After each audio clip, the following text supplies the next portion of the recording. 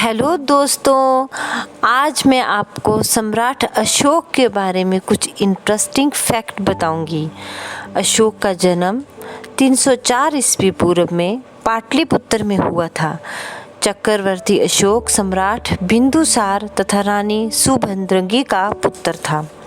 बिंदुसार की मृत्यु के उपरांत अशोक मौर्य साम्राज्य का शासक बना। एक शासक के रूप में सम्राट अशोक विश्व इतिहास में एक विशिष्ट स्थान रखता है। सिहली अनुश्रुति के अनुसार अशोक ने अपने 99 भाइयों का वध करके मौर्य साम्राज्य का सिंहासन प्राप्त किया था। बौद्ध ग्रंथों के अनुसार अशोक का राज्याभिषेक बुद्ध के महापरिनिर्वाण के 218 वर्ष बाद हुआ था। अभिलेखों एवं साहित्यिक ग्रंथों में सम्राट अशोक को देव नाम प्रियदर्शी कहा गया है।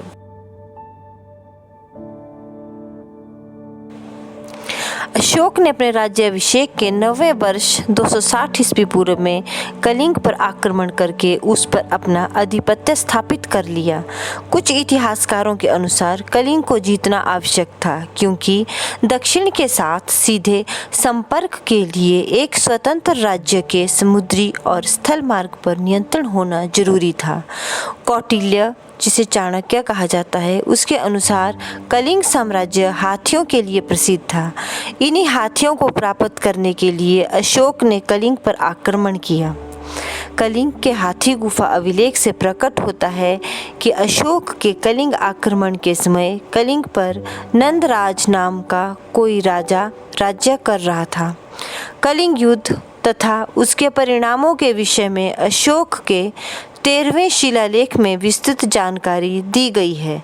अशोक के अभिलेखों से यह स्पष्ट होता है कि उसका साम्राज्य उत्तर पश्चिम सीमा प्रांत अफगानिस्तान, दक्षिण में कर्नाटक, पश्चिम में काठियावाड़ और पूर्व में बंगाल की खाड़ी तक विस्तृत था। पुराणों में सम्राट अशोक को अशोकवर्धन कहा गया है। राजगद्दी पर बैठने के समय अशोक अवंती का राज्यपाल था। हिंसांग के अनुसार अशोक ने श्रीनगर की स्थापना की, जो वर्तमान में जम्मू कश्मीर की राजधानी है। अशोक ने नेपाल में ललितपाटन नामक नगर का निर्माण करवाया। दिव्यावदान से पता चलता है कि अशोक के समय तक बंगाल मौर्य साम्राज्य का अंग था। हिंसांग ने अपनी यात्रा के दौरान बंगाल में अशोक द्वारा निर्मित स्तूप देखा था। कल्हड़ द्वारा रचित ग्रंथ राजतरंगिणी के अनुसार अपने जीवन के प्रारंभ में अशोक शैव धर्म का उपासक था।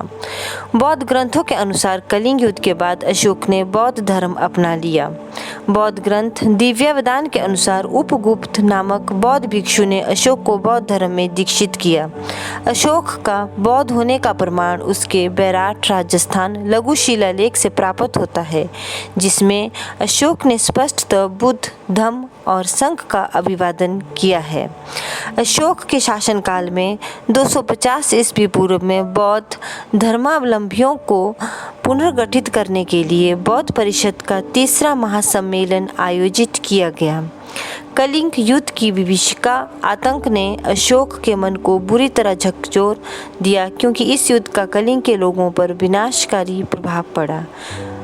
अशोक के धर्म का उद्देश्य एक ऐसी मानसिक प्रवृत्ति की आधारशिला रखना था, जिसमें सामाजिक उत्तरदायित्व की एक व्यक्ति के दूसरे व्यक्ति के प्रति व्यवहार को अत्यधिक महत्वपूर्ण समझा गया।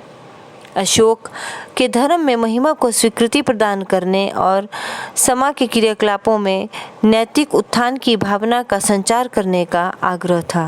अशोक का धर्म वस्तुतः विभिन्न धर्मों का समन्वय है। वो नैतिक आचरणों का एक संग्रह है, जो जियो और जीने दो की मूल पद्धति पर आधारित था। तो दोस्तों, ये थी अशोक के बारे में कुछ जानकारी। मिलते हैं अगली वीडियो में।